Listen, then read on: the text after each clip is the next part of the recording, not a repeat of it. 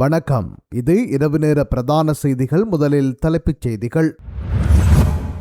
இலங்கையின் சுதந்திர தினத்துக்கு எதிராக யாழ்ப்பாண பல்கலைக்கழக மாணவர்கள் போராட்டம். ரணிலின் செயலாளரான சமன் விளக்க மறியலில் கோட்டை நீதவான் நீதிமன்றம் உத்தரவு. யாழ்ப்பாணத்தில் மற்றுமொரு முகாமில் இருந்து வெளியேறிய இராணுவத்தினர். ரணிலுக்கு எதிரான வழக்கு ரியல் அட்பார் நீதிமன்றத்தில். குற்றச்சாட்டுக்கள் மார்ச்சில் தாக்கல். இன்று நீதவான் நீதிமன்றில் தகவல். புதிய கணக்காய்வாளர் நாயகமாக தர்மபால கம்மன்பிலவை நியமிக்குக ஜனாதிபதிக்கு மகாநாயக்க தேரர்கள் கடிதம். சிங்கப்பூர் முன்னாள் வெளிவிவகார அமைச்சருடன் சஜித் பிரேமதாசா நெருக்கமான கலந்துரையாடல். அவசியம் ஏற்படின் குற்ற பிரேரணை. சட்டமா அதிபர் விவகாரம் தொடர்பில் அமைச்சரவை பேச்சாளர் அதிரடி அறிவிப்பு.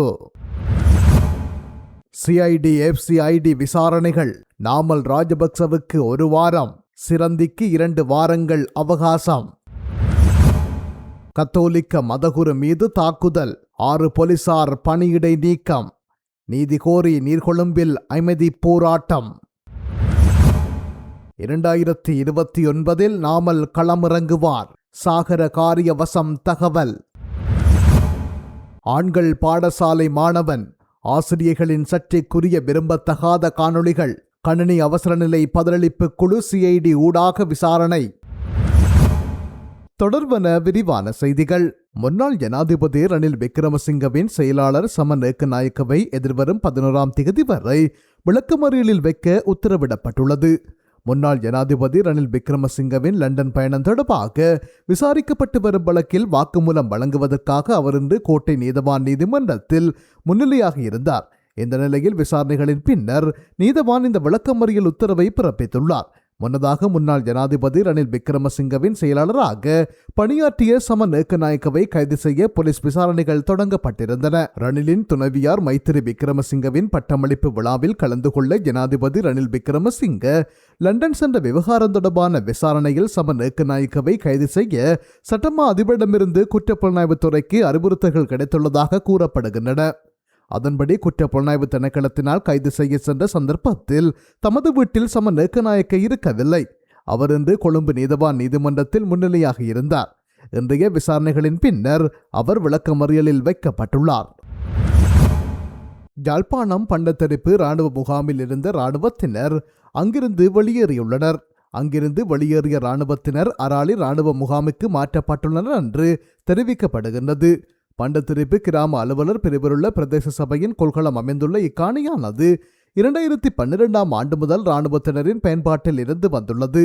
இந்த நிலையில் இந்த காணியானது இன்று சண்டிலிப்பாய் பிரதேச செயலாளரிடம் உத்தியோகபூர்வமாக கையளிக்கப்பட்டது. இதேவேளை கடந்த சில தினங்களுக்கு முன்னர் சுழிபுரம் பகுதியில் இருந்த இராணுவ முகாமும் அகற்றப்பட்டிருந்தது. இதனையடுத்து அங்கிருந்த இராணுவத்தினர் சங்கானையில் உள்ள இராணுவ முகாமுக்கு மாற்றப்பட்டமை குறிப்பிடத்தக்கது.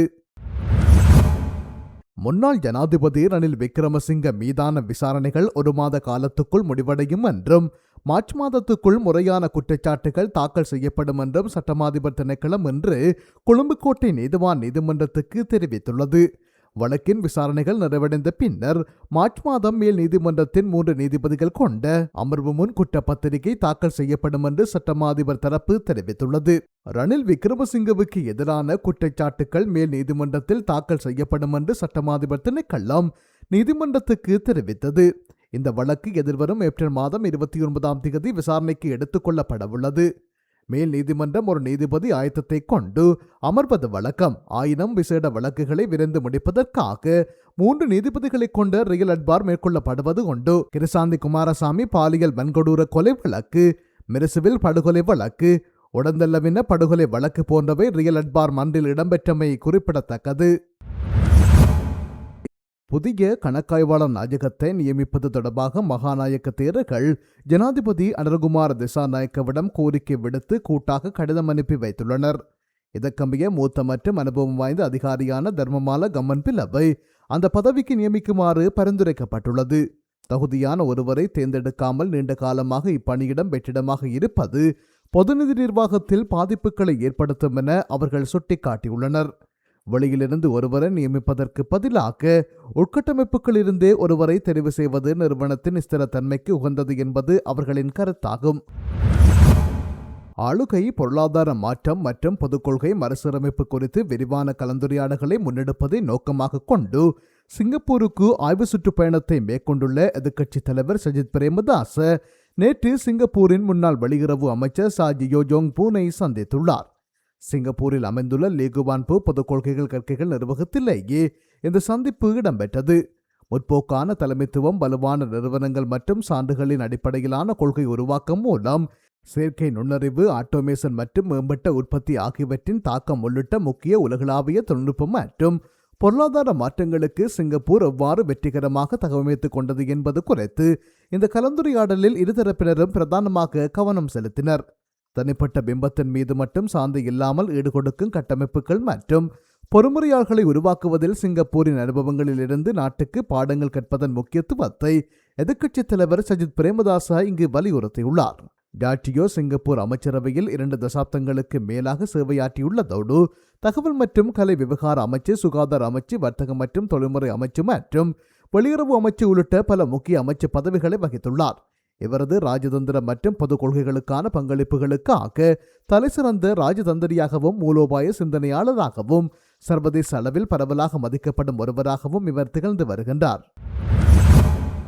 ஆண்கள் பாடசாலை ஒன்றின் மாணவர் ஒருவர் 4 பெண் ஆசிரியர்களுடன் வீடியோ அழைப்புகள் மூலம் பாலியல் செயல்களில் ஈடுபட்டதாக கூறப்படும் சம்பவம் தற்போது சமூக ஊடகங்களில் பரபரப்பாக பேசப்பட்டு வரும் நிலையில் பெரும் அதிர்ச்சியை ஏற்படுத்தியுள்ளது. இந்த நிலையில் இவ்விவகாரம் தொடர்பில் இலங்கை கணினி அவசர நிலை பதிலளிப்பு குழு ஊடாக ஆரம்பகட்ட நடவடிக்கை முன்னெடுக்கப்பட்டுள்ளதுடன் குறித்த காட்சிகளை பகிர்வது உள்ளிட்ட சட்டவிரோத நடவடிக்கைகள் தொடர்பில் குற்றவியல் விசாரணை ஒன்றை ஆரம்பிப்பது குறித்து குற்றப்புலனாய்வு திணைக்களத்தின் கணினி குற்ற விசாரணை பிரிவூடாக அவதானம் செலுத்தப்பட்டுள்ளதாக அறிய முடிகின்றது. மாணவர் அதே பாடசாலையை சேர்ந்ததாக கூறப்படும் 4 ஆசிரியர்களுடன் பல சந்தர்ப்பங்களில் வீடியோ காணொலி பாலியல் செயல்களில் ஈடுபட்டதாகவும் அப்போது அக்காட்சிகளை திரைப்பதிவு செய்துள்ளதாகவும் பின்னர் மற்றொரு தரப்பினரால் அது இணையதளத்தில் வெளியிடப்பட்டதாகவும் தகவல் தெரிவித்தன. எனினும் இதுவரை அக்காட்சிகளால் யாரால் எதற்காக இணையத்தில் கசியவிடப்பட்டன என்பது குறித்து விசாரணைகளூடாக வெளிப்படுத்தப்பட்டு சட்ட நடவடிக்கைகள் ஆரம்பிக்கப்பட்டிருக்கவில்லை. கொழும்பில் உள்ள ஆண்கள் பாடசாலை ஒன்று தொடர்பில் சமூக வலைதளங்களில் பரவி வரும் சர்ச்சைக்குரிய காணொலி குறித்து அறிக்கை சமர்ப்பிக்குமாறு கல்வி அமைச்சின் செயலாளர் நலகலுவ அக்கல்லூரியின் அதிபருக்கு உத்தரவிட்டுள்ளார். இந்த சம்பவம் தொடர்பாக தற்போது சமூக வலைதளங்களில் பரவி வரும் காணொலிகள் குறித்து கல்வி அமைச்சு கவனம் செலுத்தியுள்ளதாக அவர் தெரிவித்துள்ளார். அதிபரின் அறிக்கை சமர்ப்பிக்கப்பட்டு விசாரணைகள் நிறைவடைந்த பின்னர் உரிய நடவடிக்கை எடுக்கப்படும் என்றும் செயலாளர் மேலும் குறிப்பிட்டுள்ளார். அறிக்கை கிடைக்கும் வரை இதில் தொடர்புடையதாக கூறப்படும் ஆசிரியர்களுக்கு எதிராக ஒழுக்காற்று நடவடிக்கைகள் உள்ளிட்ட எந்தவொரு நடவடிக்கையும் எடுக்க முடியாது என்றும் அவர் சுட்டிக்காட்டினார். பாராளுமன்றத்தில் 3/2 பெரும்பான்மை இருக்கின்றது என்பதற்காக நியாயமான காரணியொன்றை முன்வைக்காமல் சட்டமாதிபரை பதவி நீக்க வேண்டிய தேவை அரசாங்கத்துக்கு இல்லை. ஆனால் குறிப்பிட்ட வழக்கொன்று தொடர்பில் ஏற்படும் தாமதங்களை அடிப்படையாக கொண்டு சட்டமாதிபர் மீது குற்றம் சுமத்தப்பட்டால் அது குறித்து அரசாங்கமும் அரச நிறுவனங்களும் நிச்சயம் அவதானம் செலுத்தும். அந்த வகையில் தேவை ஏற்படின் குற்றப்பிரேரணை தொடர்பிலும் கவனம் செலுத்தப்படும் என்று அமைச்சரவை பேச்சாளர் அமைச்சர் நலிந்த ஜேதிச தெரிவித்துள்ளார். கொழும்பில் உள்ள அரசாங்க தகவல் திணைக்களத்தில் நேற்று செவ்வாய்க்கிழமை இடம்பெற்ற அமைச்சரவை தீர்மானங்களை அறிவிக்கும் ஊடகவியலாளர் மாநாட்டிலேயே அவர் இதனை தெரிவித்துள்ளார். முன்னாள் ஜனாதிபதி மஹிந்த ராஜபக்சவின் மனைவி சிரந்தி ராஜபக்ச மற்றும் மகன் பாராளுமன்ற உறுப்பினர் நாமல் ராஜபக்ச தொடர்பில் நிதி குற்றப்புலனாய்வு பிரிவு மற்றும் குற்றப்புலனாய்வு திணைக்களம் ஆகியன விசாரணைகளை தீவிரப்படுத்தியுள்ளன. அதன்படி சிரந்தி ராஜபக்ச நேற்று நிதி குற்றப்புலனாய்வு பிரிவுக்கு காலை 9 மணிக்கு அழைக்கப்பட்டிருந்த போதும் அவர் அங்கு ஆஜராகவில்லை. நேற்று முன்தினம் சிஐடி எனும் குற்றப்புலனாய்வு திணைக்களத்தில் ஆஜராக நாமல் ராஜபக்சவுக்கு அழைப்பு விடுக்கப்பட்டிருந்த போதும் அவரும் ஆஜராகவில்லை. இந்த நிலையில் சிரந்தி ராஜபக்ச 2 வாரங்களும் நாமல் ராஜபக்ச 1 வாரமும் விசாரணைக்கு ஆஜராக கால அவகாசம் கோரியுள்ளனர். பாதாள உலக கும்பல் தலைவனான இந்தோனேஷியாவின் கைது செய்து அழைத்து வரப்பட்ட கெல்பத்திர பத்தேமுடன் தொடர்புகள் குறித்து விசாரணைகளுக்காக நாமல் ராஜபக்ச இவ்வாறு குற்றப்புலனாய்வு திணைக்களத்திற்கு அழைக்கப்பட்டுள்ளார். நேற்று முன்தினம் அவர் அழைக்கப்பட்ட போதும் இந்தியாவுக்கு அவர் பயணம் செய்துள்ளதனால் தனக்கு விசாரணைகளுக்கு ஆஜராக 1 வார கால அவகாசம் கோரியுள்ளார். சிறிலிய சபையை எனும் பெயரிலான வங்கிக் கணக்கை மையப்படுத்தி நடக்கும் விசாரணைகளுக்கு அமைய சிராந்தி ராஜபக்ச நிதி குற்றப்புலனாய்வு திணைக்களத்துக்கு விசாரணைகளுக்காக நேற்று அழைக்கப்பட்டுள்ளார். எனினும் அவர் சார்பில் நேற்று அங்கு சென்ற சட்டத்தரணி தனிப்பட்ட வேலை நிமித்தம் அவரால் உடனடியாக ஆஜராக முடியாத நிலை உள்ளதாகவும் 2 வார கால அவகாசத்தில் திகதி ஒன்றினை தருமாறும் அப்போது விசாரணைக்கு வருவதாகவும் குறிப்பிட்டுள்ளார். கம்பகா படர்கம பகுதியில் கத்தோலிக்க அருத்தந்தை ஒருவர் மீது தாக்குதல் நடத்திய சம்பவம் தொடர்பில் கைது செய்யப்பட்ட 6 போலீஸ் உத்தியோகத்தர்களும் உடனடியாக அமலுக்கு வரும் வகையில் பணியிட நீக்கம் செய்யப்பட்டுள்ளனர். இச்சம்பவத்தை கண்டித்தும் பாதிக்கப்பட்ட அருத்தந்தைக்கு நீதி கோரியும் நீர்கொழும்பில் அருத்தந்தை மற்றும் அரசகோதரர்களினால் பாரிய அமைதி போராட்டம் ஒன்று முன்னெடுக்கப்பட்டது. சம்பவத்துடன் தொடர்புடைய போலீஸ் அதிகாரிகள் தொடர்பில் பாரபட்சமின்றி சட்ட நடவடிக்கை எடுக்கப்பட வேண்டும். உயர்மட்ட போலீஸ் அதிகாரிகள் மற்றும் ஜனாதிபதி தலையிட்டு போலீஸ் துறையினர் பொதுமக்களிடம் கண்ணியமாக நடப்பதை உறுதிப்படுத்துவதுடன் இதுகுறித்து உரிய விசாரணைகளை முன்னெடுப்பதற்கு ஜனாதிபதி உத்தரவிட வேண்டும் எனவும் போராட்டக்காரர்கள் வலியுறுத்தியுள்ளனர். 2029ஆம் ஆண்டு ஜனாதிபதி தேர்தலில் பொதுஜன பெரமுனவின் ஜனாதிபதி வேட்பாளராக நாமல் ராஜபக்சவே போட்டியிடுவார். தேசியத்துக்கு முன்னுரிமை வழங்கும் வகையில் பலமான அரசாங்கத்தை ஸ்தாபிப்போம் என்று ஸ்ரீலங்கா பொதுஜன பெரமுனவின் பொதுச் செயலாளர் சாகர காரியவசம் தெரிவித்துள்ளார். ஸ்ரீலங்கா பொதுஜன பெரமுனவின் காரியாலயத்தில் நேற்று நடைபெற்ற தொகுதி அமைப்பாளருடனான சந்திப்பின் பின்னர் ஊடகங்களுக்கு கருத்து தெரிவிக்கையிலேயே அவர் இவ்வாறு குறிப்பிட்டுள்ளார். கேப்பாப்பிலவில் விடுவிக்கப்படாதுள்ள பகுதியில் காணி ஆவணங்கள் உள்ளவர்களுக்கு காணிகளை பெற்றுக் கொடுக்க அரசாங்கம் முயற்சிக்கும் என முல்லைத்தீவு மாவட்ட அபிவிருத்தி குழு தலைவரும் பிரதி அமைச்சருமான உபாலி சமரசிங்க தெரிவித்துள்ளார். தமது காணிகளை விடுவிக்க அரசாங்கம் நடவடிக்கை எடுக்க வேண்டும் என கோரி கேப்பாப்பிலவு காணி உரிமையாளர்கள் முல்லைத்தீவு மாவட்ட செயலகத்தில் நேற்று நடைபெற்ற ஒருங்கிணைப்பு குழு கூட்டத்துக்கு வருகை தந்த வடமாகாண ஆளுநர் தூனா ரவிகரன் எம்பி, முல்லைத்தீவு மாவட்ட அபிவிருத்தி குழு தலைவரும் பிரதி அமைச்சருமான உபாலி சமரசிங்க மற்றும் முல்லைத்தீவு மாவட்ட அரசாங்க அதிபர் ஆகியோருக்கு மனுக்களை கையளித்திருந்தனர். மனுவினை பெற்றுக்கொண்ட பின் பிரதி அமைச்சர் உபாலி சமரசிங்க ஊடகங்களுக்கு கருத்து தெரிவித்துள்ளார். கேப்பாப்பிலவு மக்கள் தொடர்ச்சியாக காணியினை விடுவிக்க சொல்லி கோரி வருகின்றனர். இராணுவத்தினால் ஒரு பகுதி காணிகள் விடுவிக்கப்பட்டாலும் மற்றொரு பகுதி விடுவிக்கப்படாமல் காணப்படுகின்றது. கேப்பாப்பிலவில் காணி ஆவணங்கள் உள்ள மக்களுக்கான காணிகளை பெற்றுக் கொடுத்து அவர்களின் சுமூகமான வாழ்வினை ஏற்படுத்த இந்த அரசாங்கம் முயற்சிக்கும் என்று அவர் குறிப்பிட்டுள்ளார். எங்களால் பேச முடியாத போது எங்கள் குரலை எடுத்து சென்றவர் மனித உரிமை போராளி டி. குமார் என தமிழர் தாயக காணாமலாக்கப்பட்ட உறவுகளின் சங்கத்தினர் தெரிவித்துள்ளனர். மனித உரிமை டி. குமார் என்று அழைக்கப்படும் தானா முத்துக்குமாரசாமியின் அஞ்சலி நிகழ்வு தமிழர் தாயக காணாமலாக்கப்பட்ட உறவுகளின் சங்கத்தினரால் நேற்று வவுனியாவில் அனுஷ்டிக்கப்பட்டதைத் தொடர்ந்து ஊடகங்களுக்கு கருத்து தெரிவிக்கையிலேயே அவர்கள் மேற்கண்டவாறு குறிப்பிட்டுள்ளனர். எமது நீதி வேண்டிய நீண்ட நாள் போராட்ட பயணத்தில் மறந்து டி. குமார் என்று அழைக்கப்படும் தம்பித்துறை முத்துக்குமாரசாமியை ஆழ்ந்த நன்றியுடனும் மரியாதையுடனும் துயரத்துடனும் நினைவு கூறுகின்றோம். அவரது கல்வி அறிவை பாதிக்கப்பட்ட தமிழ் மக்களுக்கான நீதிக்காக முழுமையாக அர்ப்பணித்ததுடன் தமிழர்கள் அனுபவித்த துயரங்களை உலகுக்கு வெளிப்படுத்த இருந்தார். நாங்கள் பேச முடியாத போது எங்கள் குரலை எடுத்து சென்ற ஒரு மனிதர் என்று அவர்கள் குறிப்பிட்டுள்ளனர். தேசிய மக்கள் சக்தி அரசாங்கம் மக்கள் சக்தியை இழந்து விடுவோம் எனும் பயனிலையிலும் மக்கள் விடுதலை முன்னணி மக்களின் விடுதலையை மறந்து முதலாளித்துவத்தின் பாதையில் பயணிப்பதால் தம்மை பாதுகாத்துக் கொள்ள பயங்கரவாதத்திலிருந்து அரசை பாதுகாக்கும் சட்டமூலத்தை சட்டமாக்க துடிப்பதாக உணர முடிகிறது. இதற்கு எதிராக நாட்டு மக்கள் தமது எதிர்ப்பை வெளிப்படுத்த வேண்டும் என சமூக நீதிக்கான செயற்பாட்டாளர் அடுத்தந்தை மாவண்ணா சக்திவேல் தெரிவித்துள்ளார். அவர் நேற்று ஊடகங்களிடம் கருத்து தெரிவிக்கையிலேயே இவ்வாறு தெரிவித்துள்ளார். இது அவர்களின் அரசியல் மற்றும் பொருளாதார தோல்விகளையே வெளிப்படுத்துகின்றது.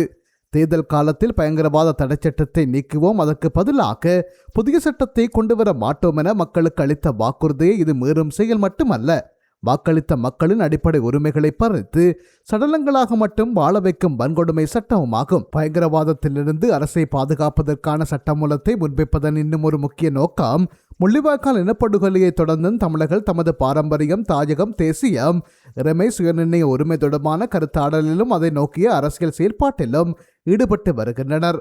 இதனை முற்று முழுதாக அழித்து அரசியல் ரீதியில் தமிழர்களை எழ முடியாமல் தள்ளுவதே இவர்களின் இலக்கு.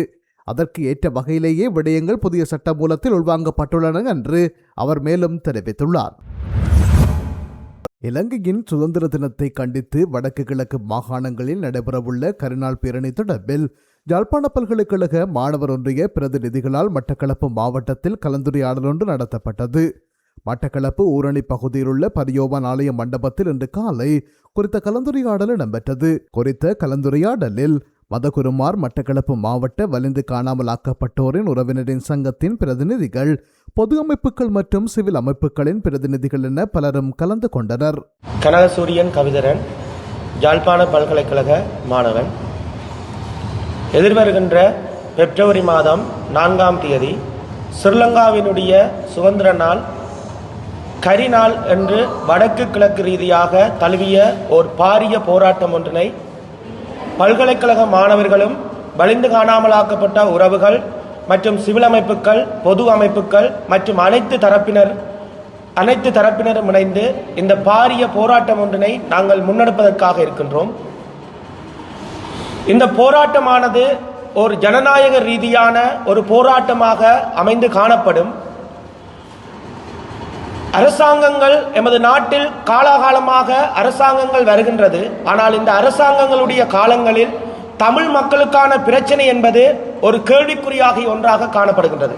குறிப்பாக போர் நடைபெற்று 16 ஆண்டுகள் கடந்த நிலையில் இன்றும் பயங்கரவாத தடை சட்டம் என்று ஒன்று இருக்கின்றது. அது இன்று வரை நீக்கப்படாத ஒரு விடயமாகவே காணப்படுகின்றது. இப்பொழுது புதிதாக ஒரு சட்டம் ஒன்று PST என்கின்ற சட்டத்தினை அறிமுகப்படுத்தி அதனூடாக தமிழ் மக்களை அச்சுறுத்துகின்ற ஒரு நடவடிக்கைகளை மேற்கொள்கின்றது இந்த அரசு. அதே போன்று தமிழ் இன படுகொலைக்கான நீதி இன்றும் கிடைக்கப்பெறவில்லை. காணாமல் ஆக்கப்பட்ட உறவுகள் இன்றைய காலப்பொழுதுகளிலும் வீதிகளில் இறங்கி போராடுகின்றார்கள். அவர்களுடைய வயதுகள் செல்லுகின்றது. ஆனால் எங்களுடைய உறவுகள், எங்கள் பிள்ளைகள், எங்களுடைய சொந்தங்கள் எங்கே அவர்கள் சென்றார்கள் என்று, எங்கே அவர்களுக்கு என்ன நடந்தது என்று சிந்திக்க முடியாத ஒரு நிலை இன்றைய இந்த அரசாங்கம் வந்து செய்திருக்கின்றது. அது தொடர்பான பிரச்சனையும் இந்த அரசாங்கம் என்று கருத்தில் கொள்ளவில்லை. அதே போன்று பூர்வீக நிலங்கள் வந்து ஆக்கிரமிக்கப்படுகின்றது. தமிழர்கள் தங்களுடைய பூர்வீக நிலங்களை தமிழர்களுடைய பூர்வீக நிலங்கள் அபகரிக்கப்படுகின்ற நேரத்தில் அவர்கள் தங்களுடைய நிலங்களை இழந்துவிட்டு இன்று அனைத்து தமிழ் மக்களும் வீதிகளில் இறங்கி என்ற நிலத்தை தா என்று போராடுகின்ற ஒரு நிலைமைக்கு தள்ளப்பட்டிருக்கிறார்கள். அது இப்பொழுது புதிதாக கிவில் ஓயா என்கின்ற ஒரு திட்டத்தை அறிமுகப்படுத்துகின்றார்கள். வடக்கையும் கிழக்கையும் பிரிக்கின்ற ஒரு மிகப்பெரிய ஒரு செயற்திட்டம் தான் இந்த கிவில் ஓயா திட்டமாகும். முல்லைத்தீவை வெளி ஓயாவில் இருந்து எப்படி பிரித்தார்களோ அதே போன்று வடக்கையும் கிழக்கையும் பிரிக்கின்ற ஒரு புள்ளியாக காணப்படுகின்றதான் இந்த கிவில் ஓயா திட்டமாகும். 13,000 ஏக்கருக்கு மேற்பட்ட நிலங்களை தமிழ் மக்களிடம் இருந்து பறிக்கின்ற ஒரு செயற்பாடாகவே இந்த கிவிலோயா திட்டம் வந்து காணப்படுகின்றது. அதே போன்று தமிழர் பகுதிகளில் அனுமதியின்றி திட்டமிட்ட வகையில் நடத்தப்படுகின்ற சிங்கள குடியேற்றங்கள் தமிழ் மக்கள் மீதான ஒரு ஆக்கிரமிப்பினை ஏற்படுத்துகின்ற ஒரு செயற்பாடாக வந்து காணப்படுகின்றது. உரிமைகளை போராடி வருகின்ற மக்கள், மத தலைவர்கள், அதே போன்று மாணவர்களை இந்த அரசாங்கம் அச்சுறுத்துகின்ற நடவடிக்கையை காலாகாலமாக தொடர்ச்சியாக செயற்படுத்தி கொண்டு வருகின்றது. எங்கே சுதந்திரம் இருக்குது இந்த நாட்டில்? ஸ்ரீலங்காவினுடைய சுதந்திர நாள் சுதந்திரம் என்று சொல்லி நாங்கள் சுதந்திர தினத்தை கொண்டாடுவதா? இல்லை, ஸ்ரீலங்காவினுடைய சுதந்திர தினத்தில் நாங்கள் மக்கள் வந்து அவலப்பட்டு துன்பப்பட்டு கொண்டிருக்கிறதா? அந்த காரணத்தினால் தான் இம்முறையும் இந்த அரசாங்கத்தினை எடுத்து சுதந்திர தினம், ஸ்ரீலங்காவினுடைய சுதந்திர தினம் தமிழர் தேசியத்தினுடைய கரிநாள் என அங்கீகரித்து இந்த பாரிய போராட்டம் ஒன்றினை நாங்கள் வடக்கு கிழக்கு தழுவிய ரீதியில் நாங்கள் மேற்கொள்கின்றோம். இந்த போராட்டமானது ஒரு நாளில் 2 இடங்களில் நடைபெற இருக்கின்றது. குறிப்பாக ஒன்று கிளிநொச்சியிலும் மற்றும் மட்டக்களப்பு மண்ணிலும் இந்த போராட்டமானது வடக்கு கிழக்கு ரீதிய தழுவியில் தாயக உரிமைகளை மீட்டெடுக்கின்ற நோக்கில் இந்த போராட்டத்தினை நாங்கள் முன்னெடுப்பதற்காக உள்ளோம். எனவே அனைத்து தரப்புகளும், அனைத்து மக்களும், எவ்வித வேறுபாடுகளும் இன்றி அனைத்து அரசு சார்பற்ற கட்சிகளும் இந்த போராட்டத்தில் எவ்வித பாகுபாடுமின்றி இணைந்து இந்த போராட்டத்துக்கு வலி சேர்க்கும் வகையில் இந்த இடத்தில் நாங்கள் இந்த போராட்டக்காரர்களாக நாங்கள் கேட்டுக்கொள்கின்றோம்.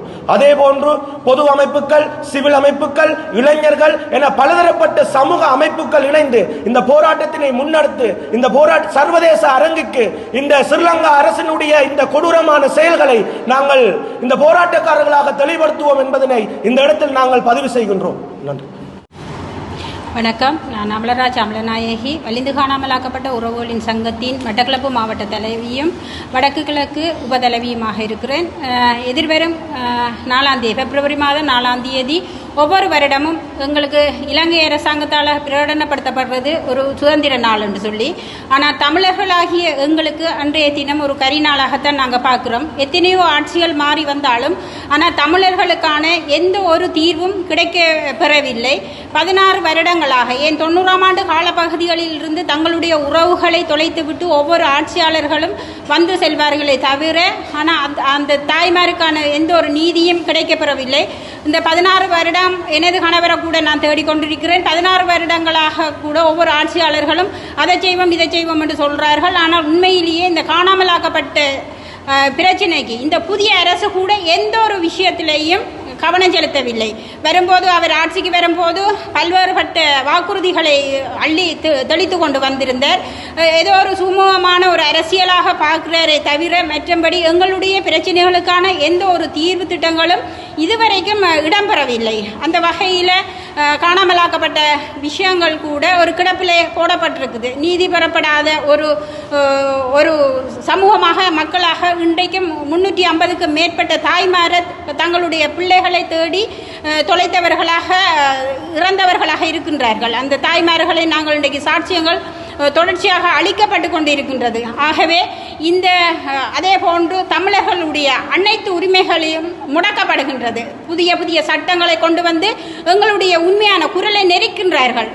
நெரித்து ஒரு தமிழர்களுடைய ஒவ்வொரு தன் மண்ணில் தானே ஆளக்கூடிய ஒரு உரிமை இல்லாத ஒரு தன்மையை தான் ஒவ்வொரு அரசும் சிங்கள அரசியல் சட்டங்கள் ஊடாக எங்களை ஒரு அடக்குமுறைக்குள்ள கொண்டு வராங்க. ஆகவே இந்த வருகின்ற கிழக்கு மாகாணத்தை பொறுத்தவரையில் இன்றைய தினம் ஜாழ் பல்கலைக்கழக மாணவர்களும் இந்த போராட்டம் தொடர்பான ஒவ்வொரு மாவட்டங்களுக்கு உரிய அழைப்புகளை விடுத்து வராங்க. அதே நேரத்தில் இன்றைக்கு மட்டக்களப்பு மாவட்டத்தில் இந்த அழைப்பு விடுக்கப்பட்டிருக்கின்றது.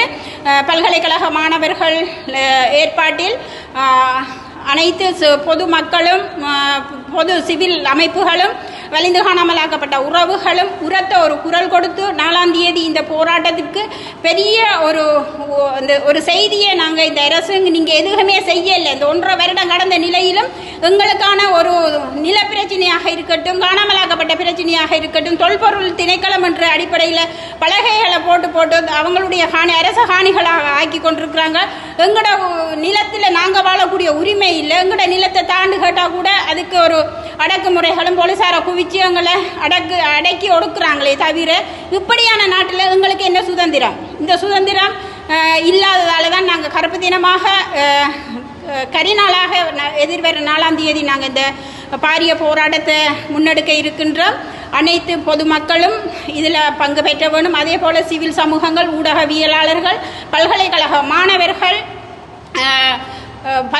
மாணவர்கள், இளைஞர்கள், யுவதிகள், இந்த இதில் உண்மையிலேயே இளைஞர் யுவதிகள் உங்களோட பங்களிப்பு இதில் இருக்க வேணும். அதே போல் தேசியம் சார்ந்த அரசியல் தலைவர்கள், பொது அமைப்புகள் எல்லாரும் இதில் நாங்கள் ஒரு உரத்து இந்த இலங்கை அரசாங்கத்துக்கு ஒரு செய்தியை நாங்கள் சொல்ல வேணும். ஆகவே அனைவரும் இதில் ஒன்று கூடி ஒரு மட்டக்களப்பு மாவட்டத்தில் வடக்கில் கிளிநொச்சியிலையும் கிழக்கில் மட்டக்களப்பு மாவட்டத்திலையும் ஒரு பாரிய ஒரு எழுச்சி பேரணியோட நாங்கள் செய்ய வேணும். அதுக்கு அனைவரும் ஒத்துழைக்க வேணும். வர்த்தக சங்கங்களும் எங்களோட ஒத்துழைச்சி போக்குவரத்து சபை, வர்த்தக சங்கங்கள், ஆட்டோ சங்கங்கள், மீனவர் சங்கங்கள் அனைவரும் இந்த போராட்டத்துக்கு ஆதரவு வழங்கி பெருமளவு ஒரு செய்தியோண்டு இலங்கை அரசுக்கும் அல்லது சர்வதேசத்துக்கும் தமிழர்கள் காலாகாலமாக ஒடுக்கப்பட்டு கொண்டிருக்கின்றார்கள், நீதியின்றி வீதிகளில் போராடி கொண்டிருக்கின்றார்கள், பிள்ளைகளை தொலைத்துவிட்டு நீதி இல்லாமல் வயது முதிர்ந்த நிலையிலும் அவலத்தோடும் கண்ணீரோடும் ஏக்கங்களோடும் ஒவ்வொரு தாய்மாரும் மரணித்து கொண்டிருக்கின்றார்கள். இதே நிலை இன்னும் தொடராமல் எங்களுக்கான ஒரு